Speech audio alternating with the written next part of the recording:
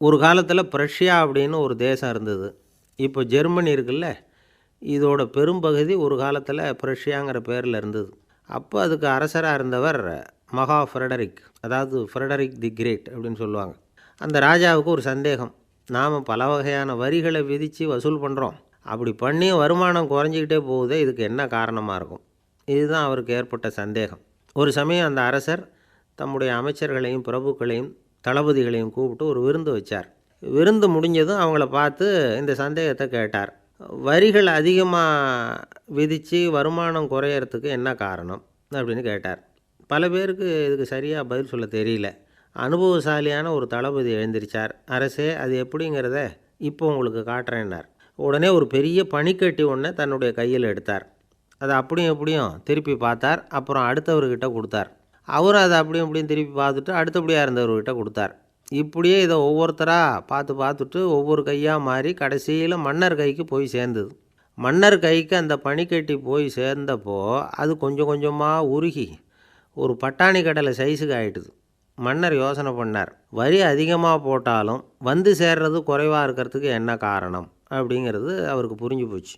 காலம்தான் மாறிட்டு இருக்கே தவிர இந்த கையூட்டு வாங்குகிற பழக்கம் மாறினதாக தெரியல. இன்னொரு ராஜா இருந்தார். அவர் தன்னுடைய ராஜாங்கத்தில் லஞ்ச ஊழலே சுத்தமாக இருக்கக்கூடாது அப்படின்னு நினச்சார். அவர்கிட்ட பல்வேறு துறைகளுக்கும் பொறுப்பாக இருந்த பல பேரும் ரொம்ப சுத்தமாகவும் நேர்மையாகவும் இருந்தாங்க. ஒரே ஒருத்தர் மட்டும் எல்லார்கிட்டையும் லஞ்சம் வாங்கிட்டே இருந்தார். அவரை வேறு வேறு துறைகளுக்கு மாற்றி பார்த்தாரு. அந்த ராஜா என்னென்னமோ பண்ணி பார்க்குறாரு. எந்த வேலையை கொடுத்தாலும் அதுலேயும் லஞ்சம் வாங்கிறதுக்கு ஒரு வழியை உண்டு பண்ணிக்குவார் அந்த ஆள். ராஜாவுக்கு இது ஒரு பெரிய தலைவலியாக போட்டுது. இவர் என்ன பண்ணுறது, இவருக்கு என்ன வேலையை கொடுக்கறது, கொஞ்சம் கூட லஞ்சம் வாங்கிறதுக்கு சான்ஸே இல்லாத ஒரு வேலையை கொடுக்கணும் அப்படின்னு திட்டம் போட்டார். ஒரு நாள் அவருக்கு அந்த உத்தரவும் போட்டுட்டார். அதாவது அவருக்கு என்ன வேலைன்னா, கடற்கரையில் தான் அவருக்கு ஆஃபீஸ். அங்கேயே இருந்துக்க வேண்டியது. தினமும் எத்தனை கடல் அலை கரையில் வந்து மோதுது அப்படிங்கிறத கணக்கெடுத்து ராஜாவுக்கு தெரிவிக்க வேண்டியது. இதுதான் அவருக்கு வேலை. பேசாமல் அலையை எண்ணிட்டு உட்காந்துருக்கிட்டோம், அப்போவாவது அவர் லஞ்சம் வாங்குகிற சந்தர்ப்பம் இல்லாமல் போயிடும் அவருக்கு அப்படின்னு நினச்சார் ராஜா. இந்த ஆள் கடற்கரைக்கு போய் டியூட்டியில் ஜாயின் பண்ணிக்கிட்டார். ஒரே மாதத்தில் அங்கே சொந்தமாக ஒரு பிரம்மாண்டமான மாளிகை கட்டிவிட்டார். ராஜாவுக்கு இது பெரிய ஆச்சரியமாக போச்சு. அலையை என்ற வேலையில் அந்த ஆள் எப்படி பணம் சம்பாதிச்சார் அப்படின்னு விசாரித்து பார்த்தார் அக்கம் பக்கத்தில். அந்த ஆள் என்ன பண்ணியிருக்கிறாருன்னா, கடற்கரையில் போய் பொறுப்பை ஏற்றுக்கிட்ட உடனே அங்கே இருந்த மீனவர்கள்கிட்ட எல்லாம் இந்த கரையில் வந்து ஒரு நாளில் வந்து மோதுகிற அலைகள் எத்தனை அப்படின்னு கேட்டிருக்காரு. அது எப்படிங்க தெரியும்னு இருக்காங்க அவங்க. தினமும் அந்த எண்ணிக்கை தெரியணும். நம்ம ராஜாவுக்கு தினமும் அறிக்கை அனுப்பணும், டெய்லி ரிப்போர்ட்டு. தவறுனா நீங்கள் இந்த கடலில் போய் மீன் பிடிக்கிறதுக்கு ராஜாவோட அனுமதி கிடைக்காது அப்படின்ட்டுருக்கார். உடனே மீனவர்கள்லாம் பயந்து போட்டாங்க. கடலுக்கு போகிறதுக்கு அனுமதி இல்லைன்னா பட்டினி கிடக்கிறது மாதிரி ஆகிடுமே. மெதுவாக அந்த ஆளுக்கிட்ட போனாங்க. காதோட காதாக சொன்னாங்க, ஐயா, எங்களால் வந்து கடல் அலையை வந்து எண்ண முடியாது. தினமும் எங்களால் முடிஞ்சதை உங்களுக்கு பணமாக கொடுத்துட்றோம். நீங்கள் தான் ராஜா கிட்ட சிபாரிசு பண்ணி நாங்கள் தொடர்ந்து மீன் பிடிக்கிறதுக்கு அனுமதி வாங்கி கொடுக்கணும் அப்படின்னு வேண்டிக்கிட்டாங்க. பணம் தினமும் வந்து சேர ஆரம்பிச்சுட்டுது. பதவியில் மற்ற பதவியோட இந்த பதவி எவ்வளவோ மேல் அப்படின்னு நினச்சிட்டான் அந்த ஆள். அது மட்டும் இல்லை, தயவு பண்ணி என்னை இந்த இடத்த விட்டு மாற்றி விடாதீங்க சார் அப்படின்னு வேற கேட்க ஆரம்பிச்சிட்டானா. ஒருத்தரை பார்த்து உன்னுடைய நண்பர்கள் யார் அப்படின்னு ஒரு கேள்வி கேட்டு பாருங்க. கொஞ்சம் யோசித்து பதில் சொல்லுவாங்க. அவங்கக்கிட்டேயே உன்னுடைய எதிரிகள் யார் அப்படின்னு கேளுங்க, கடகடன்னு ஒப்பிச்சிருவாங்க. நம்ம மனசு இருக்க, அது எப்படின்னா, நம்ம நண்பர்களை விட எதிரிகளை அது நல்லா ஞாபகத்தில் வச்சுக்கும். இது ஒரு ஆச்சரியமான உண்மை. உங்களால் நண்பர்களை மறந்துட முடியும், ஆனால் எதிரிகளை மறந்துட முடியாது. இது ஒரு வேடிக்கையான நிலைமை தான். அழகான தருணங்களை வந்து நாம் ஏன் மறந்துடுறோம்? இது இயற்கை. ஏன்னா நம்ம மனசு மலர்களை கவனிக்கிறதில்ல, அதில் இருக்கிற முள்ளை தான் கவனிக்குது. தன்னை காயப்படுத்துகிற எதையும் அது உடனே கண்டுகொள்ளுது. ஒரு தெளிந்த சிந்தனையுடைய மனசு மிக அழகாக உள்ள எல்லாத்தையும் கவனிக்கும். அது நன்றியுடன் உணரக்கூடிய எல்லாத்தையும் பார்த்து குறிச்சிக்கும். இப்படிப்பட்டவங்க வாழ்க்கை இயல்பாகவே நல்லா அமையும். அது ரொம்ப அபூர்வம். மனசில் உள்ள ஒரு சிறிய அமைப்பை வந்து மாற்றுவதை பொறுத்து தான் இந்த விஷயம் அப்படிங்கிறார் ஓஷோ. ஒரு யூத கோவில் இருந்து தான், அது யூதர்களின் மடமாகவும் இருந்தது. அங்கே ஒரு தலைமை குரு, அவர் ரொம்ப கண்டிப்பானவர். அந்த கோவிலை ஒட்டி ஒரு தோட்டம். ஒரு நாள் காலையில் அந்த தோட்டத்தில் 2 இளம் யூதர்கள் நடந்து போய்கிட்டு இருக்கிறாங்க. காலையில் 1 மணி நேரம், மாலையில் 1 மணி நேரம் அவங்க அந்த தோட்டத்தில் நடக்கிறதுக்கு அனுமதி உண்டு. மற்ற நேரங்களில் அவங்க மத புத்தகங்களை படிக்கணும், பிற விதிமுறைகளை கடைப்பிடிக்கணும். அந்த 2 பேருமே தொடர்ந்து புகைப்பிடிக்கிற பழக்கம் உள்ளவங்க. ஆனால் கோவில் மடத்தில் இருக்கிறப்போ அவங்க புகைப்பிடிக்க முடியாது, அது கடுமையான குற்றம். சரி, நாம் தோட்டத்தில் இருக்கிறப்போவாவது புகைப்பிடிக்கலாமா அப்படின்னு ஒரு ஆசை அவங்க 2 பேருக்குமே. இருந்தாலும் பயம். இப்படி கேட்டால் மதகுரு என்ன சொல்லுவாரோ அல்லது என்ன செய்வாரோங்கிற பயம். இப்படியே கொஞ்ச நாள் ஆச்சு. ஒரு நாள் இந்த 2 பேரில் ஒருத்தன் ரொம்ப கலங்கி போய் அந்த கோவிலிருந்து வெளியில் வந்துக்கிட்டு இருந்தான். வந்தவன் நேராக தோட்டத்து பக்கம் போனான். அங்கே இன்னொருத்தன் ஆனந்தமாக புகை பிடிச்சிக்கிட்டு இருக்கிறான். அதை பார்த்து தான் இவனுக்கு அதிர்ச்சி. அட கடவுளே, என்ன இது, நீ கேட்காமலே ஆரம்பிச்சிட்டியா அப்படின்னா. இல்லை இல்லை, நான் கேட்டுவிட்டு தான் ஆரம்பிச்சிருக்கேன்னா அவன். அப்படியா, என்ன மனுஷன் இவர், நானும் தான் கேட்டேன், என்ன கண்ணாபுண்ணான்னு திட்டிவிட்டார். இது என்ன கோவிலா இல்லை நரகமா? உனக்கு புகை பிடிக்கணும்னு ஆசையாக இருந்தால் நரகத்துக்கு போகணும்னு சொல்லிவிட்டார். அது சரி, உன்னை மட்டும் எப்படி அனுமதிச்சார் அப்படின்னு கேட்டான் இவன். அவன் சிரிச்சுக்கிட்டே, நீ எப்படி கேட்ட சொல்லு அப்படின்னா. நாம் இந்த தோட்டத்துக்கு வர அனுமதிக்கப்பட்டிருக்கிறதே ஜபத்துக்காகத்தானே, அதனால் நான் ஜபம் சொல்லும் பொழுது புகை பிடிக்கலாமா அப்படின்னு கேட்டேன். அதுக்கு தான் அவர் சத்தம் போட்டு என்னை அடிக்கவே வந்துட்டார் அப்படின்னா இவன். நீ ஒரு மாதிரியாக கேட்டிருக்க, நான் வேறு மாதிரியாக கேட்டிருக்கிறேன். ஜபம் சொல்லும்போது புகை பிடிக்கலாமான்னு நீ கேட்டிருக்க. ஐயா, புகை பிடிக்கும் பொழுது ஜபிக்கலாமா அப்படின்னு நான் கேட்டேன். அதில் தப்பு ஒன்றும் இல்லை அப்படின்னு பதில் சொல்லிட்டார் அப்படின்னா. ஒரு சிறிய மாற்றம்தான் அது மிகப்பெரிய மாறுதலை ஏற்படுத்தி விட்டது. மனசு நல்ல விதமாக சிந்திக்க ஆரம்பிச்சுட்டுதுன்னா மகிழ்ச்சிக்கு பஞ்சம் இல்லை. ஒரு கஞ்சன் ஆற்றுல விழுந்துட்டான். வெள்ளத்தில் தத்தளிச்சிக்கிட்டு இருக்கிறான். கரையில் நின்ன ஒருத்தர், உன் கையை கொண்டா இப்படி பிடிச்சி இழுத்து கரையில் சேர்த்து விட்றேன்னார். எதையும் கொடுத்து பழக்கம் இல்லாத அவன் கையையும் கொடுக்க மாட்டேன்னுட்டான். இவர் பார்த்தார். உன் கையை கொடுன்னு சொல்கிறதுக்கு பதிலாக நான் என் கையை கொடுக்குறேன் பிடிச்சிக்கோ அப்படின்னார். அவன் கப்புன்னு பிடிச்சிக்கிட்டான், இழுத்து கரையில் போட்டார். உலகத்தில் எது எதுக்கோ ஆராய்ச்சி கூடங்கள் இருக்குதுல்ல, அது மாதிரி தூக்கத்தை பற்றி ஆராய்ச்சி பண்ணுறதுக்கு ஒரு ஆராய்ச்சி கூடம் இருக்குது. அப்படி ஆராய்ச்சி பண்ணணும்னா அதுக்கு மூழ்கிக்கிட்டு இருக்கணும்ல. அதனால தான் அந்த ஆராய்ச்சி கூடம் இங்கே இல்லை. அமெரிக்காவில் பாஸ்டன் பல்கலைக்கழக மருத்துவமனையில் அது இருக்குது. அங்கே தூக்கத்தை பற்றி பலவிதமான ஆராய்ச்சிகள் பண்ணிகிட்டு இருக்கிறாங்க. அந்த ஆராய்ச்சி கூடத்தில் இயக்குனராக இருக்கிற ஒரு நிபுணர், அவர் என்ன சொல்கிறார் தெரியுமா? உங்களுக்கு தூக்கம் வரலையா, நீங்கள் நல்லா தூங்கிறதுக்கு தாராளமாக சில யோசனைகளை என்னால் சொல்ல முடியும் அப்படிங்கிறார். யோசனை தானே, காசா பணமாக கேட்டு வச்சுக்கலாமே. உணவு, மனநிலை, தூங்கும் இடத்தோட சூழ்நிலை, படுக்கைக்கு செல்கிறப்போ உள்ள பழக்க வழக்கங்கள், இது காரணமாக ஒருத்தருக்கு தூக்கம் வராமல் போகலாம். தூக்கம் வராததுக்கு இதுதான் காரணம்னா அதையெல்லாம் சுலபமாக கட்டுப்படுத்தலாங்கிறார் அவர். தூக்கத்தை வரவழைக்கக்கூடிய ஒரு நல்ல மருந்து உடற்பயிற்சி. ஆனால் ஒன்று, படுக்க போகிற நேரத்தில் இது மாதிரி உடற்பயிற்சிகள் எல்லாம் செய்யக்கூடாது. கொஞ்சம் முன்னாடி பகல்லையே இந்த பயிற்சிகளை செய்கிறது நல்லது. தூக்கம் வராமல் அவதிப்படுறவங்க பிற்பகல் நேரங்களில் காஃபி, டீ இது மாதிரி பானங்களை சாப்பிடக்கூடாது. மது அருந்துறது கூட தூக்கத்தை பாதிக்கும். வெது வெதுப்பான நீரில் குளிக்கிறது, தியானத்தில் ஈடுபடுறது, ஓய்வாக இருக்கிறது, படுக்கிறது, அதாவது படுக்கிறதுக்கு முன்னாடி ஒரு குவளை பால் சாப்பிட்றது, இதெல்லாம் தூக்கத்தை வரவழைக்கிறது ரொம்ப உதவியாக இருக்கும். இன்னொரு விஷயம் என்னென்னா, தூங்கி ஆகணுமேங்கிற கவலை வேண்டியதில்லை. அப்படி நினச்சி கவலைப்படுறதை விட்டுடணும். தூக்கம் வரலையா, உடனே படுக்கையை விட்டு எழுந்திரிக்க வேண்டியது. வெளியில் வாங்க, வேறு ஏதாவது வேலையில் ஈடுபடுங்க, கொஞ்சம் நேரம் உலாவுங்க, அல்லது ஏதாவது ஒரு புஸ்தகத்தை எடுத்து படிங்க. களைப்பு ஏற்பட்டால் மறுபடியும் படுக்கைக்கு போங்க, தூக்கம் தானே வந்துடும். ஒரு விஷயத்தை மட்டும் நல்லா ஞாபகத்தில் வச்சுக்கணும். படுக்கைக்கு போகிறப்போ உங்கள் மற்ற எல்லா பிரச்சனைகளையும் மறந்துடணும். அது எப்படி சார் முடியும், அந்த நேரம் தானே எல்லா பிரச்சனையும் வரிசையாக ஞாபகத்துக்கு வருது அப்படின்னு நாம் நினைக்கலாம். ஆனால் பழக்கத்தில் அதை நாம் மாற்றிக்க முடியும். கொஞ்சம் முயற்சி பண்ணணும், அவ்வளோதான். இது எல்லாமே ஆராய்ச்சி பண்ணி பார்த்துட்டு அந்த நிபுணர் சொல்கிற கருத்து தான். இன்னொரு விஷயமும் அவர் சொல்கிறார். அது என்னென்னா, உடல் கோளாறு காரணமாக தூக்கம் வராமல் அவதிப்படுறவங்களுக்கெல்லாம் இந்த யோசனைகள் சரியாக வராது அப்படிங்கிறார்.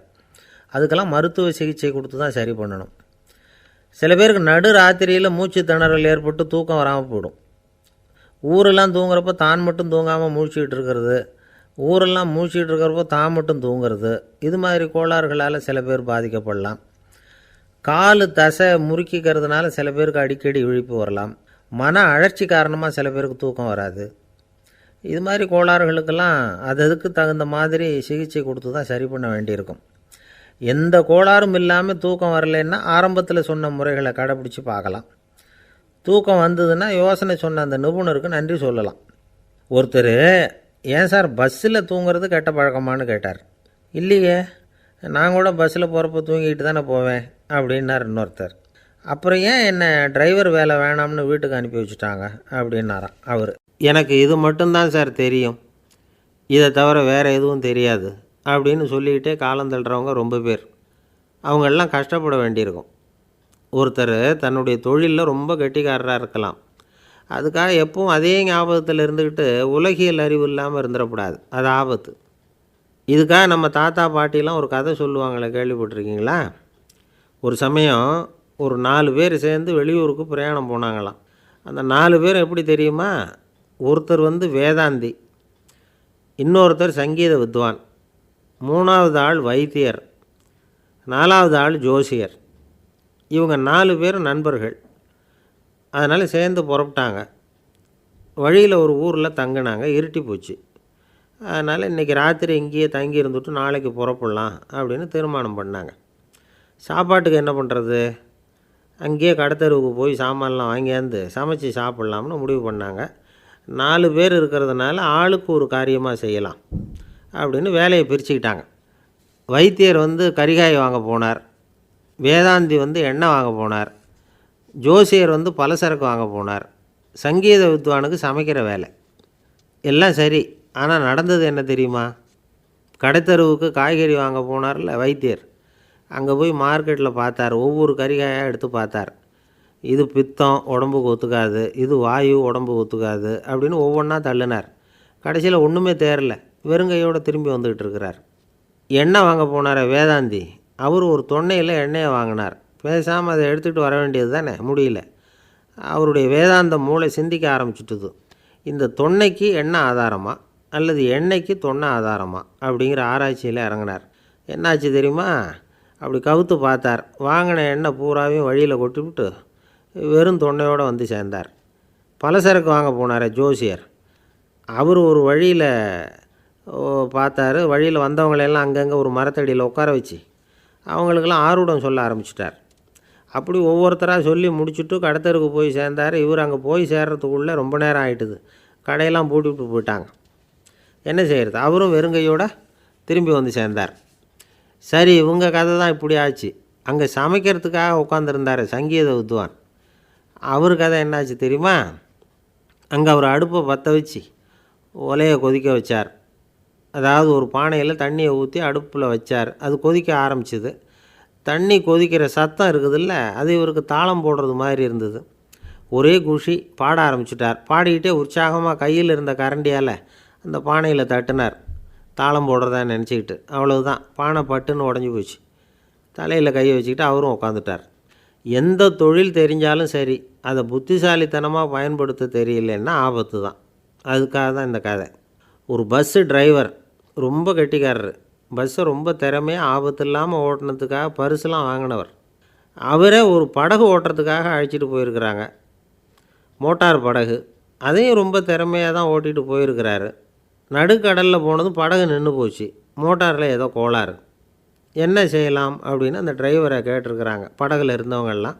அப்போ அவர் சொன்னாராம், கவலைப்படாதீங்க, ஒன்றும் பிரச்சனை இல்லை, எல்லோரும் கொஞ்சம் கீழே இறங்கி பின்னாடி தள்ளுங்க, மோட்டார் ஸ்டார்ட் ஆகிடும் அப்படின்னாராம். ஒரு ஊரில் ஒரு இளைஞன் இருந்தான்.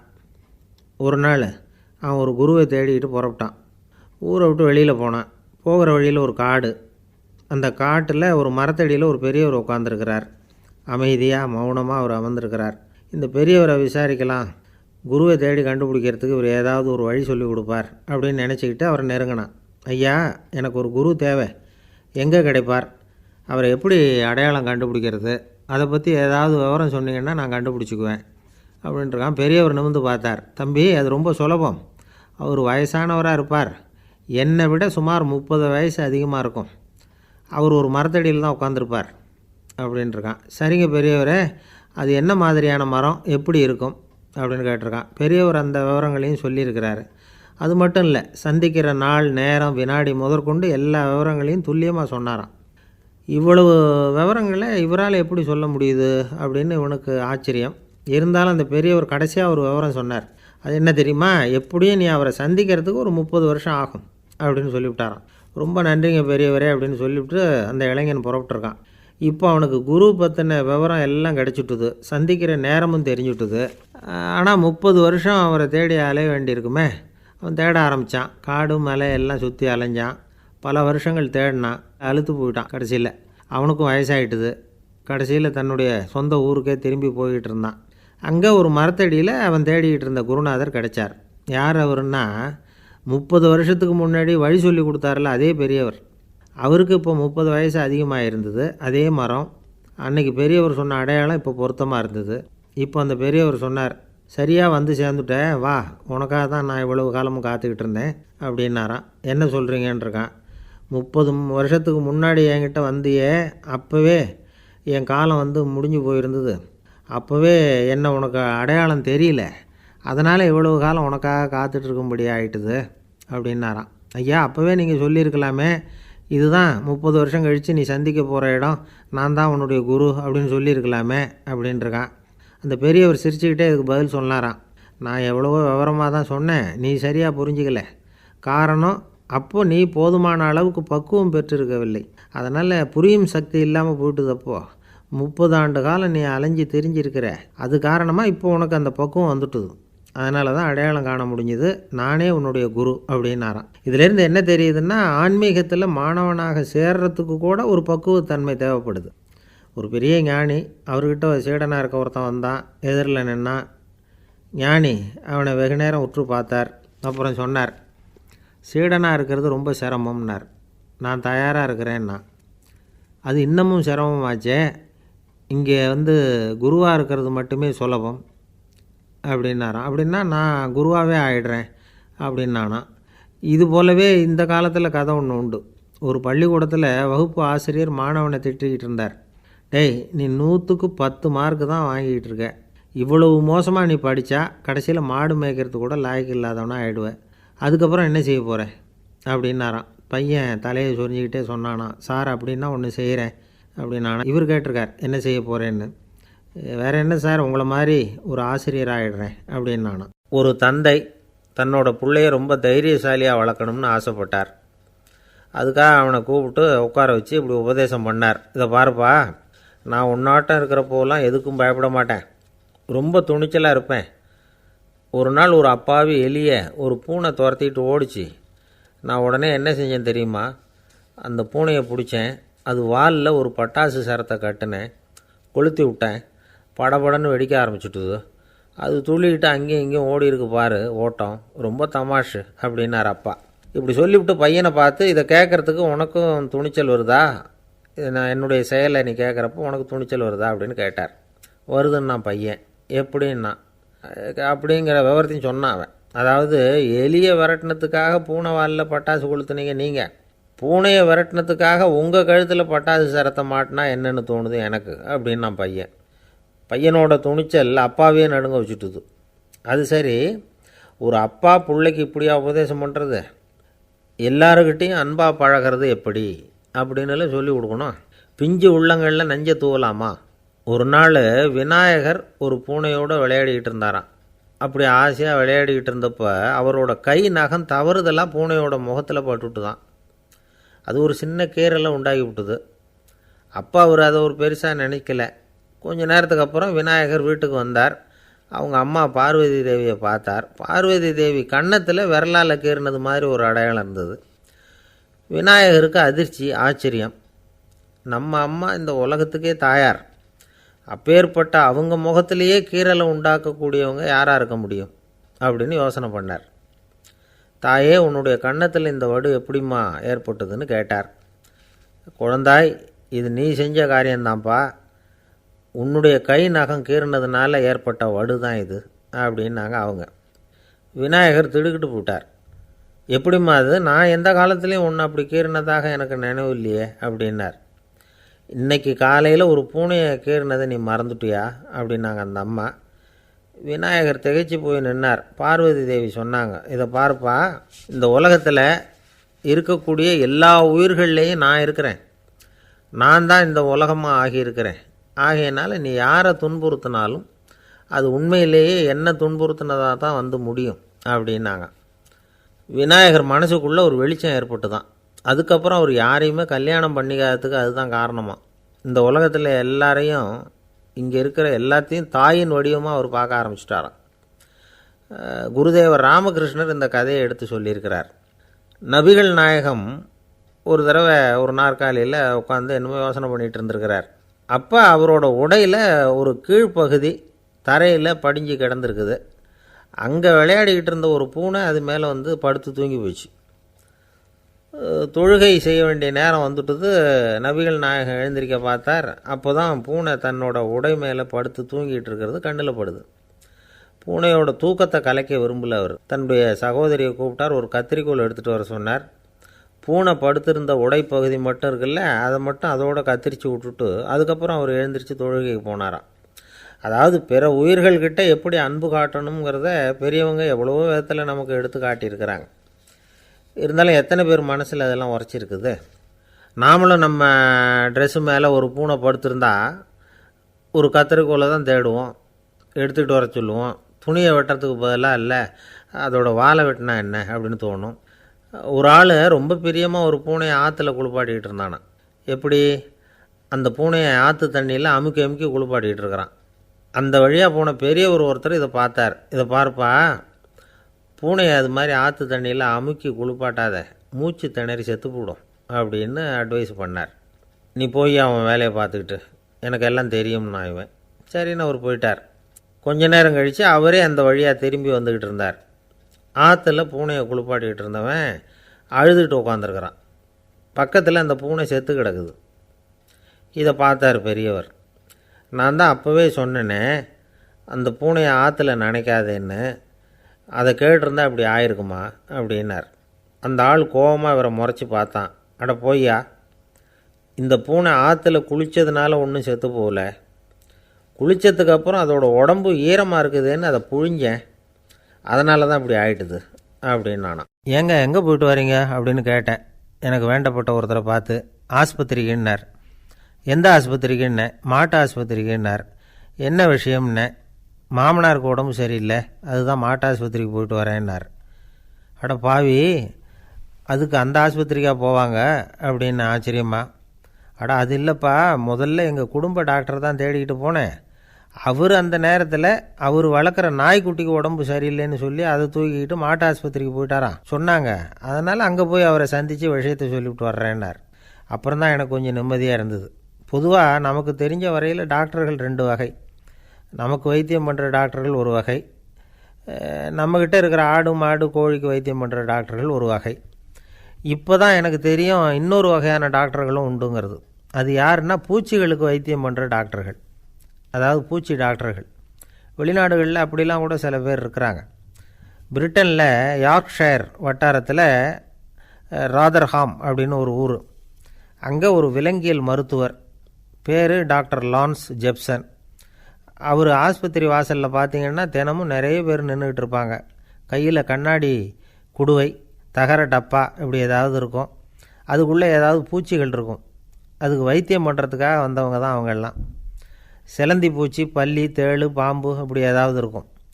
பொழுதுபோக்காக சில பேர் நாய், பூனை, கிளி, மைனா, புறா இப்படி ஏதாவது வளர்க்குறாங்கல்ல, அது மாதிரி இப்போல்லாம் தேள், பல்லி, பாம்பு, பூச்சி இதையெல்லாம் வளர்க்க ஆரம்பிச்சிட்டாங்களாம்.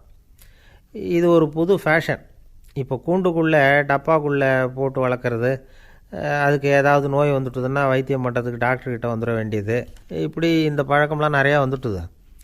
ரத்தம் உறிஞ்சிற அட்டைகள் கூட இவங்கக்கிட்ட வைத்தியத்துக்கு வருதான். சிலந்திகளில் செங்கால் சிலந்தின்னு ஒரு வகை. மத்திய அமெரிக்க காடுகளில் இது அதிகம். சிலந்திகள்லேயே ரொம்ப விலை உசந்தது இந்த ரகம்தான். கால்களில் சிவப்பு கோடுகள் இருக்கும். இந்த இனம் இப்போ குறைஞ்சிக்கிட்டே வர்றதுனால சர்வதேச விதிகளின்படி இவற்றின் ஏற்றுமதி இறக்குமதிக்கு தடை விதிக்கப்பட்டிருக்குது. அதனால் இதை வளர்க்குறவங்க வீட்டுக்குள்ளேயே இனவிருத்தி மூலமாக பெருக்கி விற்பனை பண்ணிட்டு வராங்களாம். அந்த வகை சிலந்திகள் தான் இப்போ வைத்தியத்துக்கு அதிகமாக வருதான். சரி, இதுக்கெல்லாம் எப்படி வைத்தியம் பண்ணுறாங்க? முதல்ல அதை குளிர்பதன பெட்டியின் வழுவழுப்பான சுவரில் விட்ட உடனே அதெல்லாம் மெதுவாக இறங்கி வரும். அப்போ அதன் நோயை கண்டுபிடிக்கிறது சுலபம். அப்புறம் அதுக்கு கிருமிகளை கொல்லக்கூடிய மருந்துகளையோ வலி நிவாரண மருந்துகளையோ கொடுப்பாங்க. கால் உடஞ்ச சிலந்திகளுக்கு பசையை கொண்டு ஆப்ரேஷன் பண்ணுவாங்க. சில சிலந்திகளுக்கு உடஞ்ச காலை எடுத்துட்டால் புதிய கால் வளர்ந்துடும். சிலந்திகளை மனிதர்கள் கையில் எடுக்கிறப்போ அது பயந்து போய் கீழே குதிக்குது. அதனால் கால் உடஞ்சி விடுது, இல்லைன்னா வயிறு சேதமடையுது. அந்த நிலைமையில் வர்ற சிலந்திகளுக்கு மயக்க மருந்து கொடுத்து ஆப்ரேஷன்லாம் கூட பண்ணுறாங்களாம். பார்த்திங்களா பூச்சிகளுக்கு வந்த வாழ்வே. நம்ம ஊர்லேயும் வீடுகளில் பூச்சிகள் வளர்க்குறது உண்டு. ஒருத்தர் வந்தார், எனக்கு 3000 கரப்பாம்பூச்சி அவசரமாக தேவைப்படுது, எங்கே கிடைக்கும்னு கேட்டார். கரப்பாம்பூச்சியா, அது என்னத்துக்குன்னு கேட்டோம். அது வேறு ஒன்றும் இல்லை, நான் குடியிருக்கிற வாடகை வீட்டை காலி பண்ண போகிறேன். வீட்டு சொந்தக்காரர் என்ன சொல்கிறாருன்னா, இந்த வீட்டுக்கு நான் குடி வந்தப்போ எப்படி இருந்ததோ அதே நிலைமையில் விட்டுட்டு போகணும்னு வீட்டுக்காரர் சொல்லியிருக்கிறார், அதனால தான் கேட்டேன் அப்படின்னார். இமயமலை அடிவாரத்தில் ஒரு மடம், அங்கே ஒரு சன்னியாசி இருந்தார்.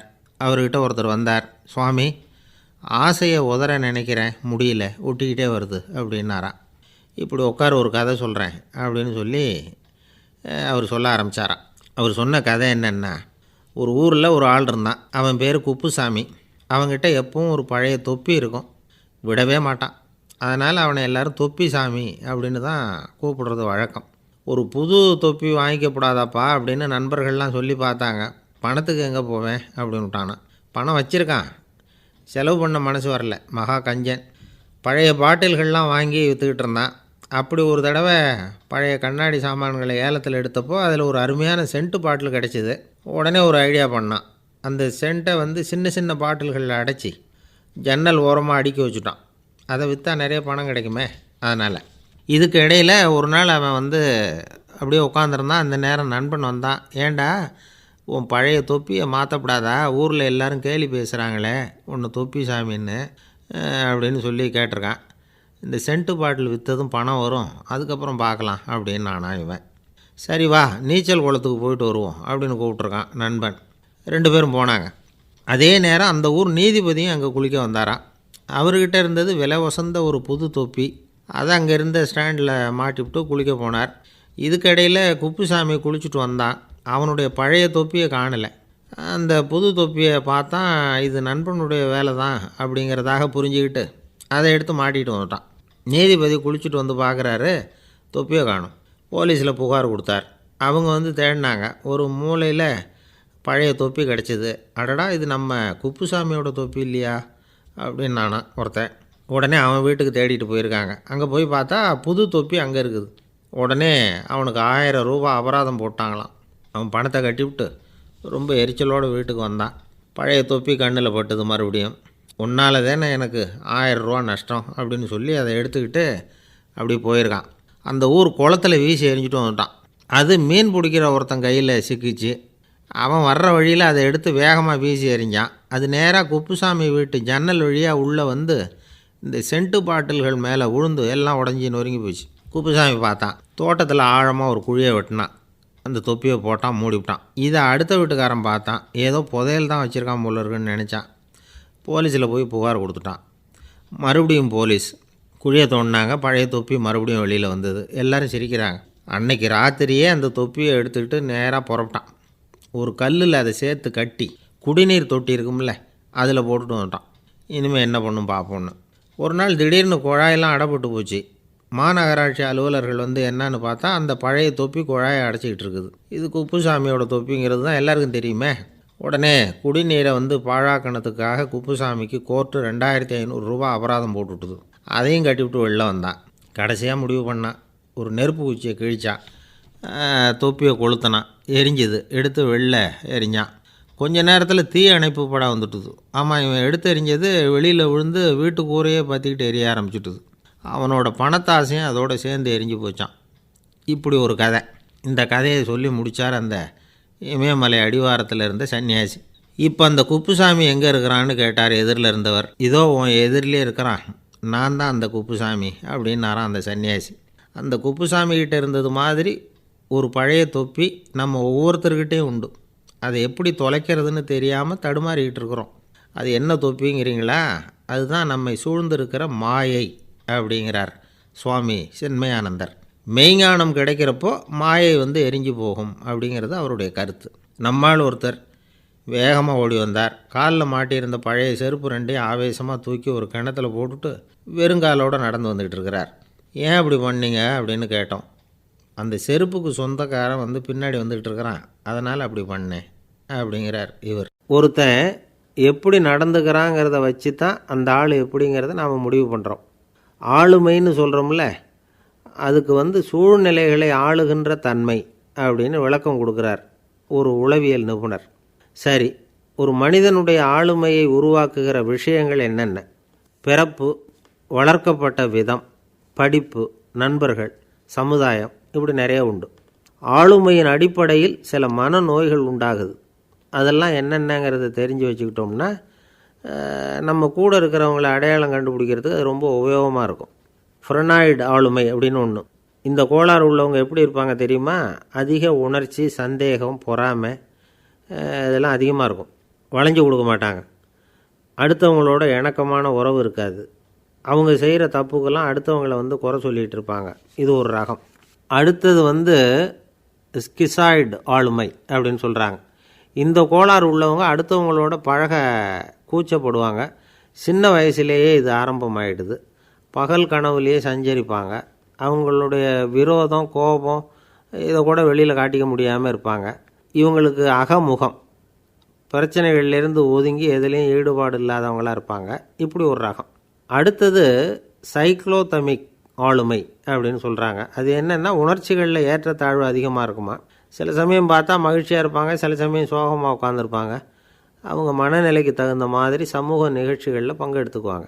இன்னொரு வகை என்னென்னா எண்ணப்பீடிகை ஆளுமை அப்படின்னு பேர் வச்சுருக்கிறாங்க. அதுக்கு இவங்களுக்கெல்லாம் கரெக்டாக இருக்கணும். எல்லாம் சட்டத்திட்டம், இதுலேயும் ஒரு ஒழுங்குமுறை, இப்படி எதிர்பார்க்குற மனோபாவம்.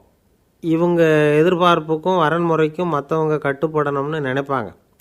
இந்த நிலைமை நீடித்தா என்ன ஆகும் தெரியுமா? அலைக்கழிக்கிற எண்ணங்கள் திரும்ப திரும்ப ஒரே செயலை செய்ய தூண்டுற மனத்தளர்ச்சிக்கு ஆளாயிடுறாங்க. அடுத்தது ஹிஸ்டீரியா ஆளுமை. சின்ன விஷயத்தையெல்லாம் பெருசுப்படுத்தி நாடகமாக்குற நடிகர்கள் இவங்க. உணர்ச்சி அதிகம் உள்ளவங்க. இவங்க மன எழுச்சியில் பக்குவமின்மை, குழந்தைத்தனம், முதிர்ச்சியின்மை எல்லாம் இருக்கும். தன்னலம் மிக்க குணம். பிறர் தன்னை மட்டுமே கவனிக்கணும்னு நினச்சி செயல்படுறது, இதெல்லாம் இவங்க அடையாளம். அடுத்த ரகம் எப்படின்னா வளர்ச்சியற்ற ஆளுமைன்னு சொல்கிறாங்க. அடுத்தவங்களோட இணங்கி போக முடியாதவங்க. அறிவு, மன எழுச்சி, சமூக உறவு இதில் எல்லாம் போதுமான வளர்ச்சியையும் நிறைவையும் பெற முடியாதவங்க. இவங்களால வாழ்க்கையில் முன்னேற முடியாது. பிச்சைக்காரங்க, குற்றவாளிகள், இவங்ககிட்டெல்லாம் இது மாதிரியான ஆளுமை அதிகமாக இருக்குமா. அடுத்தது என்னென்னா சோர்வுடைய ஆளுமை. எதுலேயும் உற்சாகம் இல்லாமல் சோர்ந்து போயிருப்பாங்க. அதுக்கெல்லாம் நமக்கு வலிமை இல்லைப்பா அப்படின்னு சொல்லிகிட்டு இருப்பாங்க. சின்ன விஷயங்களுக்கெல்லாம் அதிர்ச்சி அடையிறது. வாழ்வின் சுவையை அனுபவிக்க முடியாதவங்க. இன்னொரு ரகம் இது கொதித்தெழும் ஆளுமைங்கிறாங்க. எதுக்கு எடுத்தாலும் ஆத்திரம், குரோதம், வன் செயல் இதிலெல்லாம் ஈடுபாடு, இப்படி உள்ளவங்க. நத்தை வகை ஆளுமை அப்படின்னு ஒன்று. அடுத்தவங்க மேலே விரோதம் இருக்கும், அடிக்கணுங்கிற எண்ணம் இருக்கும். ஆனால் அதை அப்படியே வெளியில் காட்டாமல் அதே சமயம் அமைதியான முறையில் வெறுப்பை வெளிக்காட்டுற ரகம். இவங்கெல்லாம் பேசாமல் கம்முன்னு இருந்துக்கிட்டே நினச்சதை நிறைவேற்றிக்கிறவாங்க. முன்ஜாக்கிரதை ஆளுமை அப்படின்னு ஒரு ரகமாக. பாதுகாப்பின்மை, சந்தேகம், முழுமையின்மை, அறவேக்காட்டுத்தனம் இந்த மனப்போக்கு அதிகமாக இருக்கிறதுனால அகம்பாவம், புடிவாதம், எச்சரிக்கை எல்லாம் அளவுக்கு மீறி இருக்கும். இது வரைக்கும் நாம் பேசிக்கிட்டு இருந்த ஆளுமை பண்புகள் அளவுக்கு அதிகமாக போயிட்டுதுன்னா ஆளுமை கோளாறுகள் ஏற்படும். அதன் அடிப்படையில் மனவியாதிகள் வருமா. அதனால் இணக்கமான, எல்லாரும் விரும்புகிற இயல்பான ஆளுமையை பெறுவதற்கு நாம் முயற்சி செய்யணும் அப்படிங்கிறது மனோதத்துவ நிபுணர்களுடைய ஆலோசனை. ஒருத்தர் ஒரு மனோதத்துவ டாக்டரை தேடிட்டு வந்தாராம். டாக்டர், எனக்கு மனசில் ஏதோ வியாதி, ஆளுமை கோளாறு, அதாவது எனக்கு சீக்கிரமாக செத்து போனால் தேவையில்லைன்னு தோணுது அப்படின்னாராம். உடனே அந்த டாக்டர், சரி அப்படின்னா இங்கே இருங்க, நான் வைத்தியம் பார்க்குறேன் அப்படின்னாராம். ஒரு நண்பர் அவசரமாக என்கிட்ட ஓடி வந்தார். அப்புறம் சொன்னார், என்னால் நம்பவே முடியல சார், என் பையனை அப்படி அப்படின்னு சொல்லி ஆச்சரியப்பட்டார். உங்கள் பையன் அப்படி என்ன தான் செஞ்சுட்டான் அப்படின்னு கேட்டேன். என்னால் முடியாத ஒரு காரியத்தை அவன் செஞ்சுட்டான் சார் அப்படின்னார். அது என்னன்னு தான் சொல்லுங்களேன். என்ன, 5வது வகுப்பில் அவன் ஒரே தடவையில் தேறிட்டான் சார், அதாவது ஒரே அட்டம்ப்டில் பாஸ் ஆகிருக்கான் அப்படின்னார் மூச்சு வாங்க. கஷ்டப்பட்டு பரீட்சை எழுதுனது அவன், இவருக்கு ஏன் மூச்சு வாங்குது? நம்மால் செய்ய முடியாத ஒரு காரியத்தை இன்னொருத்தர் செய்யும் பொழுது அது நமக்கு ஆச்சரியமாக இருக்குது. சர்க்கஸ் பார்க்குறோம், ஒருத்தர் அந்த இடத்துல தொங்குறார், அது நமக்கு ஆச்சரியம். ஏன்னா அது நம்மால் முடியாத காரியம்.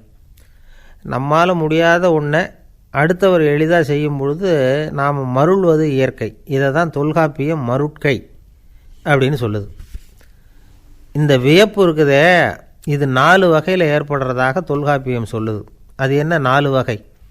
முதல் வகை எப்படின்னா புதுமையான அரிய செயல்களை செய்கிறது. 2வது வகை என்னென்னா பெரும் செயல்களை செய்கிறது. 3வது வகை என்னென்னா மிக நுட்பமான செயல்களை செய்கிறது. 4வது வகை என்னென்னா ஆக்கம் தரும் செயல்களை செய்கிறது. புதுமை, பெருமை, சிறுமை, ஆக்கமோடு மதினம் சாலா மருட்கை 4 அப்படிங்கிறது தொல்காப்பியம். இன்றைக்கி விஞ்ஞானம் புதுசு புதுசாக எதையோ கண்டுபிடிக்குது. ஆரம்பத்தில் அது ஆச்சரியமாக இருக்குது, அப்புறம் அது நமக்கு பழகி போடுது. வானொலி பெட்டி புதுசாக வந்தப்போ ஒரு பெட்டி பேசுதுங்கிறது எவ்வளோ பெரிய ஆச்சரியம். இப்போ யாரும் அதை ஆச்சரியமாக பார்க்குறதில்ல. மதினம் சாலா மருட்கை அப்படின்னு ஒரு சொற்றொடர் வருது பாருங்கள். அதில் கருத்தாழம் உண்டு. எதை பற்றியும் போதுமான அளவு புரிந்து கொள்ளாத போது ஒருத்தர் ஆச்சரியப்படுறார். புரிந்து கொண்ட பிறகு ஆச்சரியம் மறைஞ்சு போடுது. மிக நுட்பமான செயல்களும் நம்ம ஆச்சரியப்பட வைக்கும். ஒரு அரிசியில் ஒரு திருக்குறள் எழுதி காட்டுறாங்க, ஒரு முட்டை ஓட்டுக்குள்ளே ஓவியம் தீட்டி காட்டுறாங்க. கருங்கல் சிற்பங்களில் எவ்வளவு நுட்பமான வேலைப்பாடுகளை எல்லாம் பார்த்து ஆச்சரியப்படுறோம். இது மாதிரி ஆக்கப்பூர்வமான அரிய செயல்களை செய்கிறது கூட வியப்பை உண்டு பண்ணும்.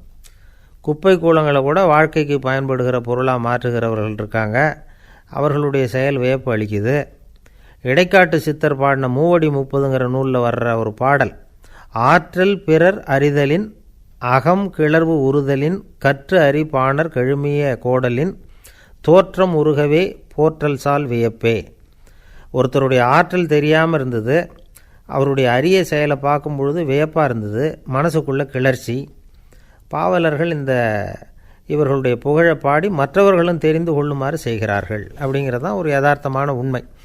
ஆக எல்லா வகையிலும் மக்கள் தங்களுடைய வாழ்க்கையில் முன்னேறுவதற்கான வழிகாட்டுகிற ஒரு மெய்ப்பாடு தான் வியப்புங்கிறது. இந்த காலத்தில் நம்ம எப்படியெல்லாம் ஆச்சரியப்பட வைக்கிறாங்க. ஒரு ஆளை பிடிச்சி ஜெயிலில் கொண்டு வந்தாங்க. ஜெயில் அதிகாரி அவனை ரொம்பவும் ஆச்சரியமாக பார்த்தாரான்.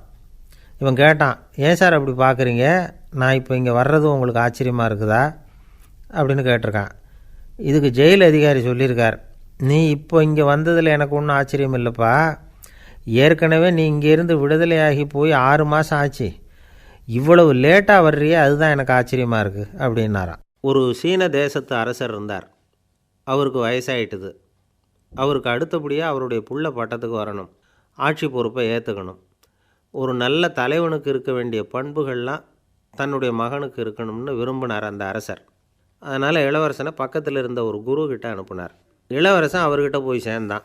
அந்த குரு என்ன பண்ணார் தெரியுமா, இவனை பார்த்து சொன்னார், இதை பாருப்பா, நீ என்ன பண்ணுற, இப்போவே பக்கத்தில் இருக்கிற காட்டுக்கு போ, நடு காட்டில் போய் ஒரு இடத்துல உட்காந்துக்கோ, அங்கே என்னென்ன சத்தம்லாம் உன் காதில் விழுதுன்னு கவனித்து கேளு, உன் காதில் விழுந்த ஓசைகள் என்னென்னங்கிறத என்கிட்ட சொல்லு, அதுதான் எனக்கு தெரியணும், உனக்கு வேலையும் அதுதான் அப்படின்னு சொல்லி அனுப்பி வச்சுட்டார். இளவரசன் காட்டுக்கு போனான். குரு சொன்னபடியே ஒரு இடத்துல உட்காந்து கவனித்து கேட்டான். அதுக்கப்புறம் குருக்கிட்ட திரும்பி வந்தான். என்னென்ன சத்தம்லாம் கேட்ட அப்படின்னு கேட்டார் குரு. குருவே, காட்டில் நான் பறவைகள் சத்தம்லாம் கேட்டேன், மிருகங்களின் ஓசையையும் கேட்டேன், இதை தவிர இடி மின்னல் மழை இதுகளோட சத்தத்தையும் கேட்டேன் அப்படின்னா. குரு யோசனை பண்ணார், நீ இன்னமும் சரியாக கேட்கல, அதனால் மறுபடியும் காட்டுக்கு போ, கொஞ்ச நாள் தங்கியிருந்து கேட்டுட்டு வா அப்படின்னார். இளவரசனுக்கு ஒன்றும் புரியல. இருந்தாலும் குருவின் கட்டளையாச்சே, மறுக்க முடியுமா? உடனே அவன் மறுபடியும் காட்டுக்கு போனான். ஒரு இடத்துல உட்காந்தான். கொஞ்ச நேரம் உன்னிப்பாக கவனித்து கேட்டான். சில நாள் கழித்து குருக்கிட்ட திரும்பி வந்தான். குருவே, இந்த தடவை சில துல்லியமான சத்தங்களை எல்லாம் கேட்டான்.